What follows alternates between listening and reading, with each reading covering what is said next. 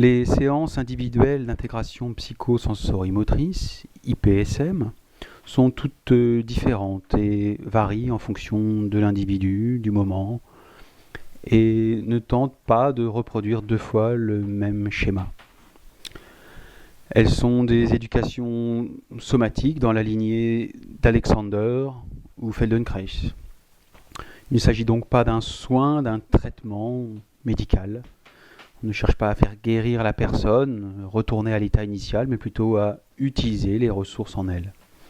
Il s'agit d'ailleurs d'une prise de conscience, puis d'utiliser les ressources neuroplastiques de la personne. L'être humain ayant pour caractéristique principale par rapport aux autres animaux de pouvoir apprendre et désapprendre sans cesse. Nous allons donc miser sur la douceur, sur la lenteur, sur la prise de conscience des habitudes aveugles pour substituer d'autres, d'offrir des choix et améliorer ainsi l'usage de soi.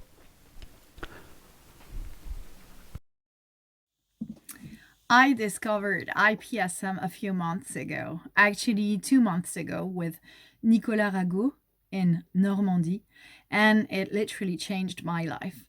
I am 45. I have dysferlinopathy, which means that I have weak muscles, and it's due to a rare genetic variation. Before my first IPSM lesson or session, actually, I don't know how to got it.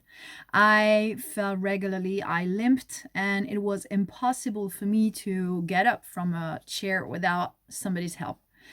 So I want to share my experience because I truly believe that it could help a lot of people. For example, people suffering from multiple sclerosis, people having other health problems. So I'm going to show you some extracts from my first IPSM lesson. En ayant un support dur, on imite la sensation du sol. Ouais. Donc en fait, on indique au nerf, au système nerveux, qu'il y a un appui solide. Et on voit s'il y a des réactions, s'il y a des tensions ailleurs, et comment tout se réorganise après. Et soit à court terme aussitôt, soit après. Puisqu'on lui dit à ce pied-là qui ne veut pas s'appuyer correctement, tu peux le faire. D'accord. Là, nous, on est en train de le faire en fait. Ouais. Ce qui se passe, c'est que ce que ton corps sent de moi, c'est quelque chose de facile. Mais donc on mise sur cette idée-là aussi. Mimétisme en fait. Voilà, c'est ça. C'est ça, c'est du mimétisme. C'est ce qu'on a découvert il y a une vingtaine d'années avec le miroir. Ah, quand tu vois quelqu'un s'énerver, quand tu vois quelqu'un de dur, tu deviens dur. Ouais, d'accord, ok. Si quelqu'un te touche comme ça, ton corps il est en train d'imaginer la même chose. Ouais, il se représente la même sensation et la même tonicité. Si je bouge tranquillement, que je viens avec cette qualité-là, c'est clairement pas le même signal pour tes neurones, même si c'est pas directement conscient. Et du coup, c'est pour ça que c'est important aussi que moi, quand je le fasse avec cette qualité. La communication par le verbe et par le toucher doit être ce que j'enseigne. Quand quelqu'un fait un geste devant toi, que je fais ça, tu le vois, dans ton cerveau, les zones qui permettent à ton bras de faire la même chose s'allument. Comme si tu le faisais. Pour nous, ça nous intéresse beaucoup. Puisque je suis en train de te montrer que c'est possible. Et donc, si en plus ça peut se connecter dans ta tête de la même manière. Je te dis démarre et tu mets ton poids sur la jambe qui ne peut pas supporter pour faire le pas. Si tu avais fait effectivement hop comme ça, rien jamais sur celle-là, mais donc ta jambe gauche est soi-disant difficile, fais un pas, tu décharges là et tu fais un grand pas ici. Ouais, c'est pas du tout logique. Bon, il y a un truc dans la tête qui est enregistré comme quoi elle peut pas. C'est ça. Il y a une différence, mais clairement tu peux pas avancer le pied de la même manière, tu peux pas propulser avec autant de puissance pour le moment. Ouais, bah oui. Mais est-ce que ça la rend invalide? Est-ce qu'elle peut pas enseigner à l'autre?